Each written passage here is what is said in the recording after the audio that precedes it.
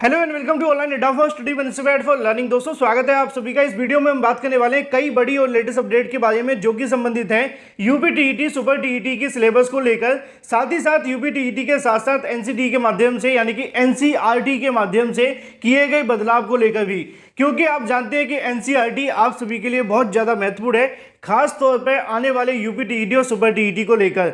इसी के साथ बात करेंगे 69,000 शिक्षक भर्ती। इसके अलावा बिहार शिक्षक भर्ती में योगी सरकार के प्रवक्ता के लड़की को नौकरी मिल जाने के बाद से हुए बवाल के बारे में, और यूपीएससी से 2 नई नोटिस भी जारी हुई हैं। एक एक करके सारी अपडेट हम कवर करें उससे पहले बस आप लोग चैनल को सब्सक्राइब करके बेल आइकन को दबा लो और वीडियो को लाइक कर दो। हम बात कर लेते हैं सबसे पहले अपडेट के बारे में। दोस्तों जैसा कि आप जानते हैं कि हाल ही में बिहार में शिक्षक भर्ती निकाली गई थी बड़ी संख्या में, और बिहार के अंदर निकाली गई शिक्षक भर्ती को लेकर जो बीएड करने वाले अभ्यर्थी थे उनका रिजल्ट तो जारी नहीं हुआ, लेकिन बीटीसी करने वाले अभ्यर्थियों का रिजल्ट जारी कर दिया गया। तो वहीं दूसरी तरफ योगी सरकार के माध्यम से आए दिन नए नए डाटा जारी किए जाते हैं जिसमें वो दावे करते हैं कि उत्तर प्रदेश के अंदर बड़ी संख्या में रोजगार भर्तियां नौकरियां दी जा रही हैं और बड़ी संख्या में जो बेरोजगारी दर है वो कम हो रही है।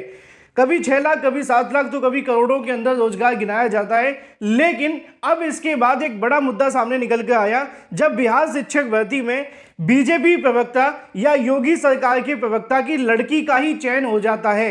एक होता है कि उस लड़की का चयन हो जाता है, बात यहीं पे खत्म हो जाती है, लेकिन दूसरा ये होता है कि उसको बधाइयां देकर सोशल मीडिया के माध्यम से बता दिया जाता है। फिर उसके बाद में तो निश्चित तौर पे जो विपक्षी पार्टी हैं वो इसको कहीं ना कहीं यहाँ पर टारगेट तो करेंगे ही करेंगे, क्योंकि एक तरफ उसी सरकार के प्रवक्ता ये कहते हैं कि हमारे प्रदेश के अंदर बड़ी संख्या में भर्ती आ रही है और बाहरी राज्य के युवा हमारे राज्य के अंदर आ रहे हैं, लेकिन जब खुद के ही बच्चे बाहरी राज्यों में जाकर नौकरी करेंगे जहां पर ना तो आपकी सरकार है और ना ही आपसे कोई ज्यादा कुछ संबंध है। मुद्दे पे आते हैं। मुद्दा आप सभी के सामने एसएन सिंह जी आपको देखने के लिए मिलेंगे और इनके नाम में बीजेपी लिखा है, तो मुझे ज्यादा आपको सबूत देने की आवश्यकता नहीं है। नीचे लिखा हुआ है कि जगत जननी मां वैष्णो देवी की कृपा से मेरी छोटी बेटी शिखा सिंह का चयन बिहार लोक सेवा आयोग के द्वारा विद्यालय अध्यापक के पद पर हुआ है।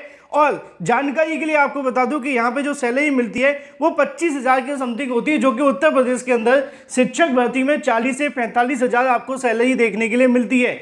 लेकिन बावजूद इसके बीजेपी प्रवक्ता योगी सरकार जी के प्रवक्ता यहाँ पे जाकर वहां जाते हैं अपनी बेटी के लिए, और उसको वो कहते हैं कि बिहार में उनका सिलेक्शन हो गया है, जिसके लिए उनको ढेर सारी शुभकामनाएं। इसी को लेकर अगर बात की जाए तो विपक्षी पार्टियों के माध्यम से यहाँ पर टारगेट भी किया गया, जैसा कि आपको देखने के लिए मिलेगा। राष्ट्रीय जनता दल के माध्यम से ट्वीट करके कहा जाता है, हे यूपी बीजेपी के प्रवक्ता, आपकी बेटी का बिहार में निष्पक्ष चयन समता मूलक राजनीति एवं समावेशी विकास के प्रयास से देखने के लिए मिला है। ऐसे में न्यायप्रिय समाजवादी पार्टी सरकार के रहनुमा नीतीश कुमार एवं नौकरी रोजगार के मुद्दे पर राष्ट्रीय विमर्श बनाने के लिए लोकप्रिय उप मुख्यमंत्री तेजस्वी यादव की उच्च सोच एवं कृपा से हुआ है। यानी कि मुद्दे की बात यह है कि जब मुद्दे पे कहीं ना कहीं आप बोलोगे, सोशल मीडिया पे आकर जानकारी दोगे, तो निश्चित तौर पे घेरा तो जाएगा, क्योंकि नौकरी जो मिली है वो किसी दूसरी सरकार के अंडर में जाकर मिली है। अब यहाँ पे सरकार की बात नहीं है, मेहनत करने वाले को नौकरी मिलती है, ये तो सत्य है, लेकिन अगर सरकार भर्ती नहीं निकालेगी तो नौकरी किसको मिलेगी? ऐसा ही कुछ आपको यूपी में देखने के लिए मिलता है। जब एसएन सिंह जी से पूछा जाए कि भर्ती को लेकर उत्तर प्रदेश में क्या अपडेट है, तो वो गिनाने लग जाते हैं कि हमारी सरकार ने इतनी भर्तियां दी हैं, इतनी नौकरियां दी हैं, और लाखों करोड़ों की संख्या में उत्तर प्रदेश के अंदर बीएड बीटीसी करने वाले अभ्यर्थी बैठे हुए हैं। अब ऐसे में उनके ही प्रवक्ता की बेटी, जो कि निश्चित तौर पे बीटीसी होंगी, क्योंकि आप जानते हैं बीएड को तो नौकरी मिली नहीं है, अब खुद की बेटी जब बीएटीसी हो तो ऐसे में उनको मुद्दा उठाना चाहिए कि भाई प्रदेश के अंदर नौकरी अगर मिल जाती तो ज़्यादा बेहतर रहता। बाकी आपकी राय क्या है वो महत्वपूर्ण है, कमेंट करके बता देना। चलिए वापस आ जाते हैं अपनी अगली अपडेट के बारे में, यूपी टीईटी और सुपर टीईटी के सिलेबस को लेकर। दोस्तों आने वाले यूपी टीईटी और सुपर टीईटी सिलेबस में कुछ बड़े बदलाव आपको देखने के लिए मिलेंगे। अगर आपने मेरा कुछ दिनों पहले वीडियो देखा भी था यूपी टीईटी और इसके अलावा सुपर टीईटी सिलेबस को लेकर, जिसमें मैंने आप सभी को जानकारी दी थी कि आने वाले समय के अंदर इन दोनों के अंदर आपको एनसीईआरटी पाठ्यक्रम लागू होता हुआ दिखाई देगा। उसकी खास वजह यह है कि यूपी टीईटी को लेकर एक बार मामला सुप्रीम कोर्ट में गया था। सुप्रीम कोर्ट के अंदर अपीयरिंग वाले अभ्यर्थियों के संबंध में मामला जाता है, तो वहां पर सुप्रीम कोर्ट ये कहती है कि आप यूपी टीईटी को थोड़ा इस तरीके से टफ बनाइए जिससे कि अपीयरिंग वाला अभ्यर्थी कम से कम इसको क्रैक ना कर पाए। यानी कि वो परीक्षा में बैठे वो अच्छी बात है, लेकिन पेपर को पैटर्न को इतना टफ बनाइए कि कम से कम जो अभ्यर्थी इस परीक्षा में बैठ रहा है उसको थोड़ी दिक्कतों का सामना करना पड़े, है ना। सुप्रीम कोर्ट ने ऐसा कहा था। तो ऐसे में उसके बाद से यूपीटीईटी परीक्षा देखने के लिए नहीं मिली है।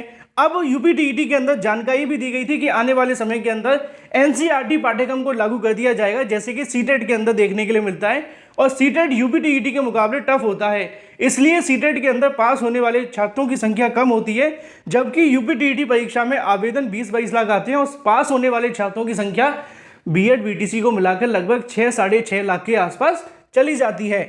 तो निश्चित तौर पे आने वाले समय के अंदर यूपीटीईटी और सुपर टीईटी के अंदर सिलेबस में आपको बदलाव देखने के लिए मिलेगा, लेकिन इसी बीच एनसीईआरटी के माध्यम से सिलेबस में बदलाव कर दिया गया है, जिसको लेकर जानकारी आप सभी को देखने के लिए मिल जाएगी।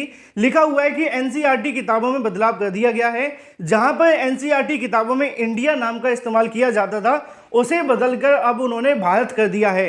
नीचे लिखा हुआ है कि एनसीईआरटी किताबों में इंडिया का नाम अब भारत कर दिया गया है।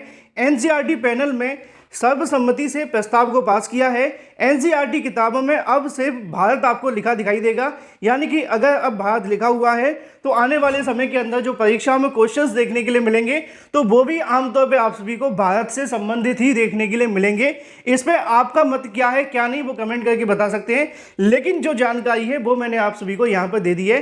तो यूपीटीईटी और सुपर टीईटी की तैयारी करने वाले अभ्यर्थी थोड़ा तैयार हो जाएं, क्योंकि इस बार आपका सिलेबस भी बदलेगा।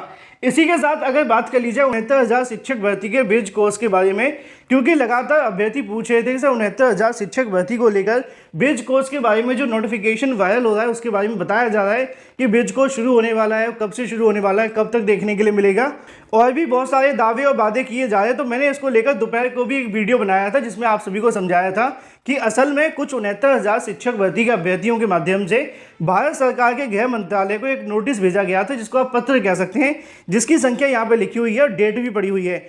इस पत्र में भारत सरकार से मांग की गई थी कि उत्तर प्रदेश के अंदर बीएड करने वाले अभ्यर्थी जो 69,000 में चयनित हुए हैं उनको यहाँ पे ब्रिज कोर्स करवा दिया जाए। इसके संबंध में इन अभ्यर्थियों के माध्यम से जब ये मांग की गई तो यहाँ पर जो वहाँ की मतलब जो भारत सरकार है गृह मंत्रालय, उनके माध्यम से सीएम योगी कार्यालय को ये दिशा निर्देश दिए जाते हैं कि इन छात्रों ने हमसे ये मांग की है, इसके संबंध में आगे की कार्रवाई की जाए।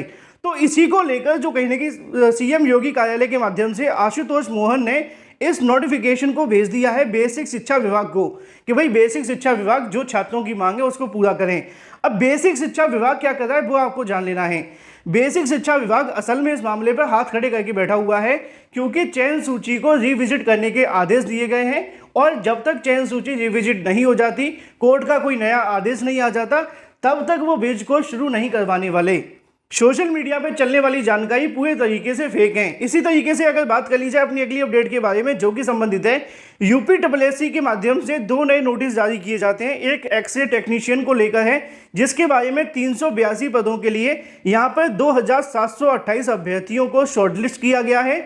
इसी तरीके से दूसरी जो आपको भर्ती देखने के लिए मिलती है दंत स्वास्थ्य विज्ञानी मुख्य परीक्षा के संबंध में, जिसके लिए 288 पदों पर 535 अभ्यर्थियों को शॉर्टलिस्ट किया गया है। अधिक जानकारी के लिए ऑफिशियल वेबसाइट पर जाकर नोटिफिकेशन डाउनलोड करें। फिलहाल इस वीडियो में इतना ही। Thank you for watching this video.